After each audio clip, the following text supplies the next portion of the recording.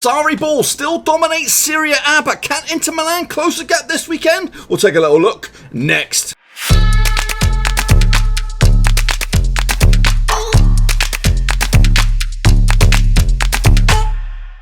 That's right, folks, back once again with another prediction video. This time we'll take a look at matchday number 9 out in La Liga. Nope. That's right, folks, back once again with another prediction video. This time we'll take a look at matchday number 9 out in Serie A. We'll get to that in just 1 second. If you're new to the channel, smash your subscribe button, keep your bang up to date with all things Serie A related, Blackburn Rovers related. Whoa, football, we're going to all here.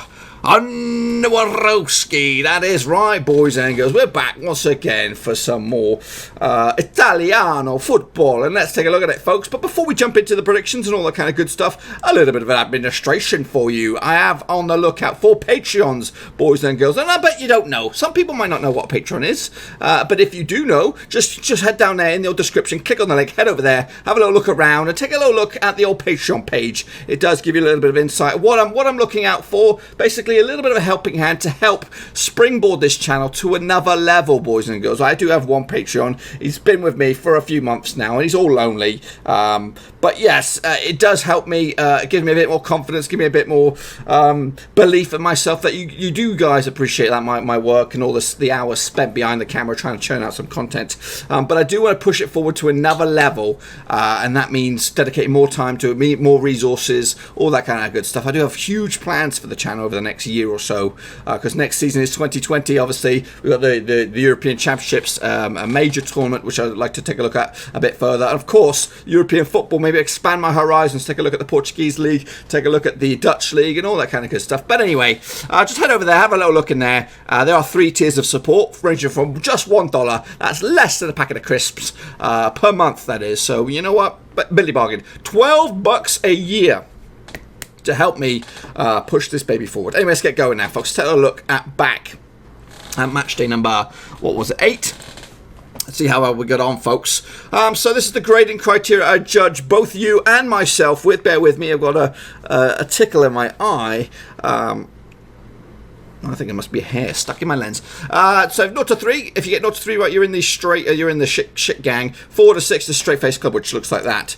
7 plus, you're in the top banana. That's one that it is. I don't think I've dished out many of them this past few days in all leagues across the divisions, but there might be one that sneaks through here. We'll have a little look. It ain't me. So let's take a look, folks, at the matches that took place last time out and see how well we got on. So Lazio against Atalanta, they duked out to a 6-goal thriller. Somebody once told me there is not many goals in Serie A. Well, this weekend was a shit ton load of goals.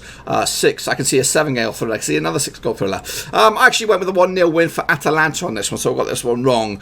Meanwhile, Napoli continued to put the pressure on the top 2 or 3 with a win against Hellas Verona. 2-0 in the end. Actually went with a 3-0 on this one, so not too shabby indeed. Juventus continued to win.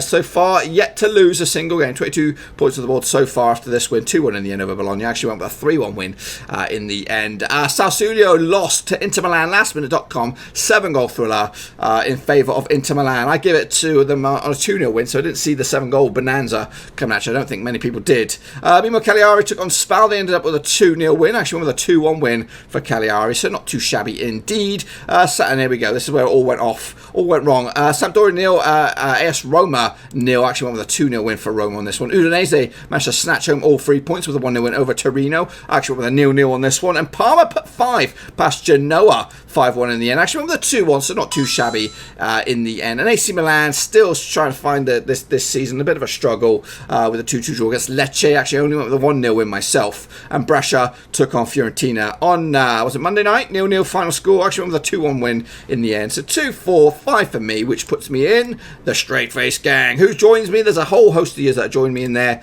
Starting with 3R, we are QPR. Straight face gang for you. Nathan Heaver, also not too shabby. Omaji Monday, he did alright for himself. Christian04, there you go. The only one with a top bonanza. So let's give him a round of applause, boys and girls. I think he has his own, in fact, he does have his own YouTube channel and he does his own predictions, so make sure you check that sucker out. But it does say edited there. I'm not saying anything, I'm not accusing anything, but whenever I see edited there and they get a top bonanza, it does get me questioning what goes on, in between the days. But for all fair purposes, I'm going to give you a round of applause.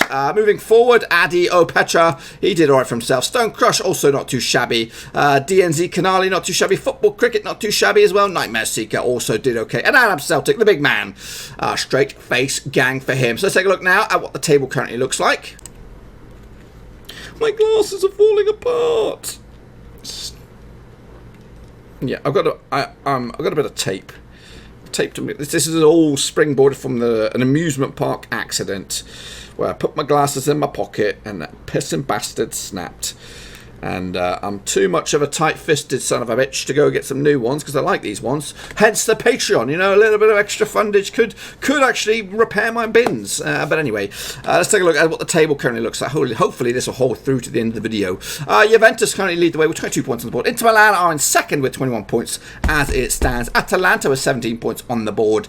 Napoli sit in the fourth and final Champions League spot at the moment with 16 points. Down the bottom it's Sampdoria, Genoa and SPAL that would go down if the season was to end today, but it doesn't end today. We've got Matchday number 9 right around the corner, and let's take a look at the games that are going to look forward to this. In fact, it's actually quite a busy period for Serie A. After this, it's a double match day next week or whatever, so we'll be a shitload of predictions coming at you, and hopefully some shitload of progress for teams like Sampdoria down the foot of the table to maybe springboard up to maybe mid-table. So let's take a look, folks. Hellas Verona, that's right, taking on Sassuolo this weekend. Sassuolo can find themselves just above the drop zone on goal difference. They actually got 6 points on the board. Up against the Verona side, have done okay. They're up to 14th in the table at the moment. So realistically, there's 3 points separate the two sides. So technically, Sassuolo could leapfrog Verona if they were to put some goals in the back of the net.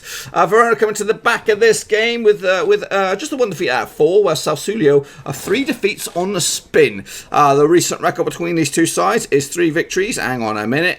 Is actually 3 victories for Sassuolo, 2 victories for the home team, Hellas Verona, and 1 draw along the way. The last 6 games that played in Verona have gone in favour of the home team for the majority. 4 victories for Verona, 1 win for Sassuolo, and 1 draw along the way. That last time out, the last victory actually for Sassuolo was the last time that these two played. It was a 1-0 win.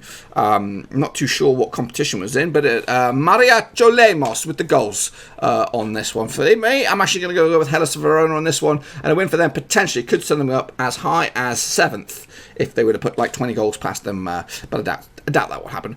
Moving forward, we have Lecce up against Juve, obviously leading the way. Now this game takes place on Saturday, 26th of October. Now these two sides have duked it out over the years, going all the way back to at least 2008. The recent 6 games, 3 victories for Juventus, 1 win for Lecce, and 2 draws along the way. So it's not plain sailing, but you have to go back to 2011 since Lecce's last victory over Juventus. That was at home as well. It was a 2-0 win on the day. Meanwhile, the last time that these two sides did play over in Lecce was a 1-0 win for Juventus back in 2012, so it's been a while. Alessandro Matti with the score. Obviously, Juventus currently top the table with 22 points on the board. Meanwhile, Lecce currently find themselves in 16th spot, and a win for them could see them jump up to 10th at the moment. Lecce also coming to this without a win in 4, without a win in 3. The last 3 games they've got no wins. Trying to phrase it a way that makes sense. But I don't see it getting it this time out. I think Juventus will take it with a 3-0 win quite comfortably. In the end, moving forward onto Saturday as well, a little bit later on kick-off, Inter Milan taking on Parma. Now, they've only played each other twice over the past couple of seasons, or few seasons, should I say. Most recently, last time out, a victory for both sides, both Inter Milan and Parma winning games, but they won them on opposition turf. So the last time that these two sides played over in Inter Milan, or in the San Siro, is that right, San Siro?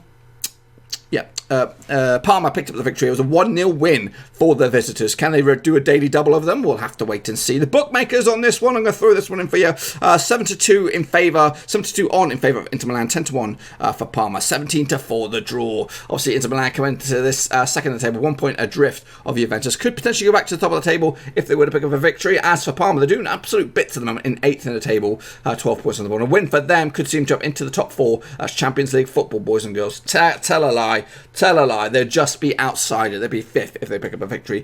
Parma come to this, 3 wins of the past 4. Inter Milan come into this, 5 wins out of the past 6. So we'll have to see. But I'm going to go with Inter Milan on this one to easily take care of business. 3-1 at home. Meanwhile, Genoa taking on Brescia. Same day, a little bit later on in the day. Taking on, so these two sides have duked it out over the years, going back to 2000. 3 victories for Genoa, 0 for Brescia, and 3 draws along the way. That's in all competitions and all venues. Meanwhile, the last 3 games over in Genoa have gone 2 victories for the home team, 1 draw along the way, and that draw was back in 2000. There was a 2-2 draw, 4-goal bonanza on this one. The bookmakers, 100 to 88 for Genoa, 11 to 4 for the visitors, 14 to 5 the draw. Genoa coming to this obviously in 19th spot in the table. Brescia doing much better than they are, up to 15th in the table. Technically only 2 points on the separated 2 sides. When you look at the table, though, Genoa have lost the past 3 games, only winning once this season. Brescia, though, I've won 2 so far. Played 1 game less as well. So potentially, though, a win for Brescia could see them go up to 10th. And a win for Genoa could see them go up to 15th in the table. They need to get some points on the board.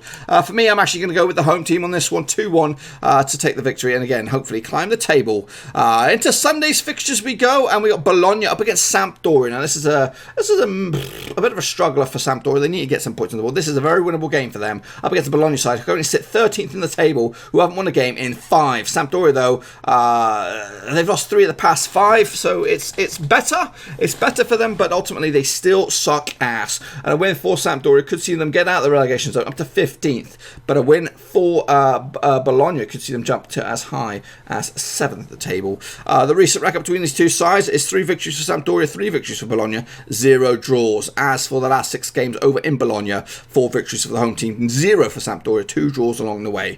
And in fact, it's actually 4 games, 4-game winning run between Bologna and Sampdoria when played at home. So it favours the home team. The bookmakers think it is as well. 6 to 5 on for Bologna, 3-1 for Sampdoria, 11 to 4 the draw. This game does take place on Sunday, the 27th of October. I'm actually going to go with Bologna as well. I do like Sampdoria. They are probably my Italian team if I have to pick one.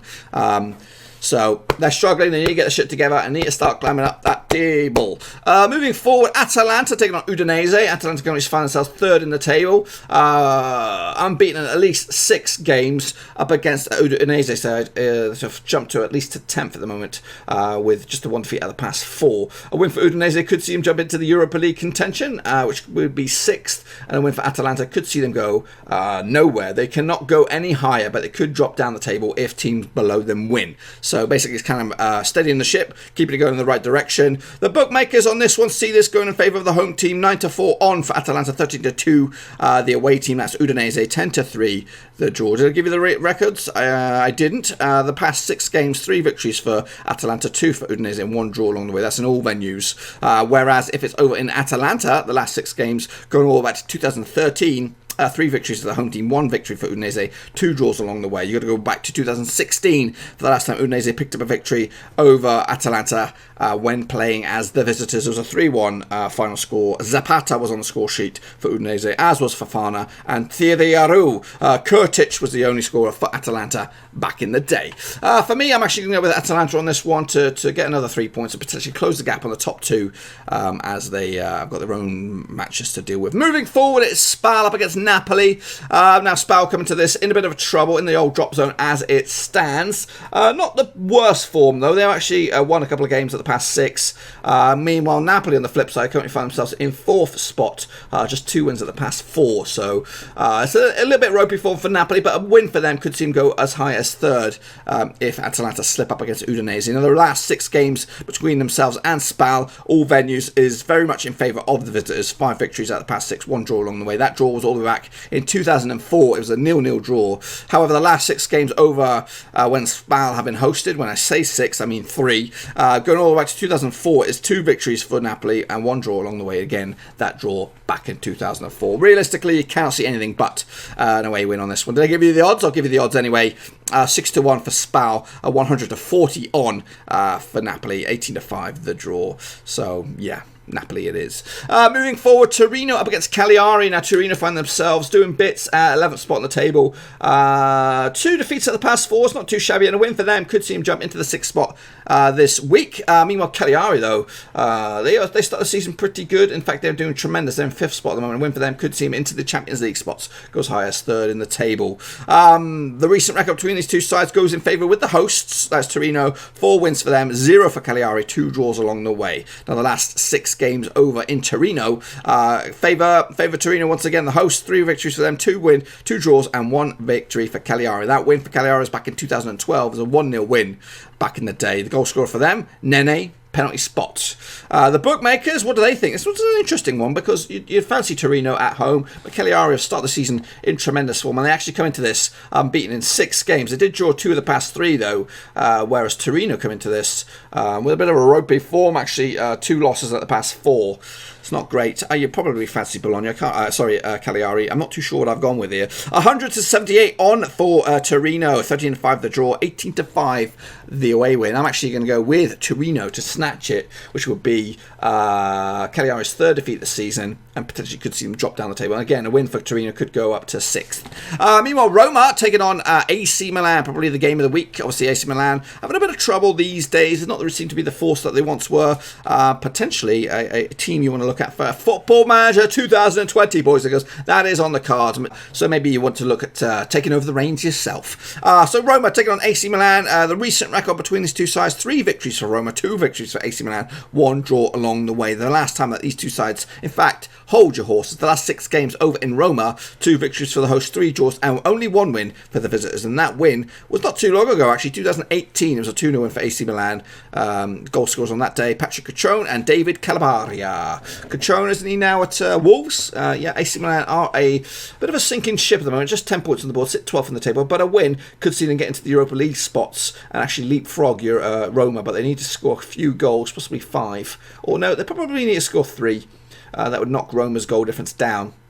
But there's a lot of teams between them, so it'll be very, very unlikely that they'll get into the Europa League spots after this one. A win for Roma, though, could see them go to the Champions League spots, and again, they need some goals if they're going to make that happen. For me, I'm actually going with the home team, Roma, 3-1 win, and again, potentially could go to the Champions League spots. Wrapping it up, it is going to be a Fiorentina up against Lazio. Now, Fiorentina have rocketed up the table, actually won 3 of the past 4, unbeaten in 6, up against the Lazio side, who sits just above them in the table on goal difference. Unbeaten in 3 games, only lost 1 in 5. A win for them, though, could see them go into 5th spot, and a win for Fiorentina could see them also go into 5th spot. It's that tight. The recent record between these two sides, 3 victories for Lazio, 2 draws, and only 1 win for Fiorentina. That's in all venues and all grounds. And actually, when you take a look at the last 6 games over in Fiorentina, it still pretty heavily favours the visitors. That is Lazio, 4 wins for them, 1 draw, and only 1 win for Fiorentina. That win for Fiorentina was a couple of years back, 3-2, final score in favour of Fiorentina.